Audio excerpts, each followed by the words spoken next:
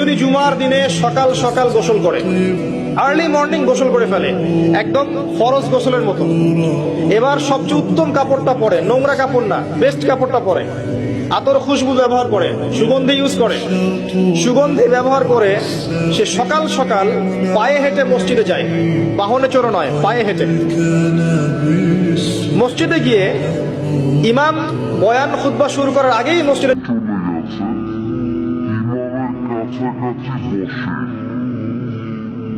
কাউকে কষ্ট দেয় না, ইমাম খুতবা দিচ্ছে, সে চুপচাপ শুনছে, কাউকে কষ্ট দেয় না। এমনকি পাশে কেউ কথা বলে তাকে এতটুকু বলে না চুপ করো, এতটুকু বলে না, চুপচাপ খুতবা শুনে নামাজ পড়ে ইমামের সাথে সালাম ফিরায়। নবী সাল্লাল্লাহু আলাইহি ওয়াসাল্লাম বলছেন, এই যে প্রতি পদক্ষেপ হেঁটে এসেছে, প্রত্যেক পদক্ষেপের বিনিময়ে 1 বছরের নফল নামাজ, 1 বছরের নফল রোজা নেকি দেয়া।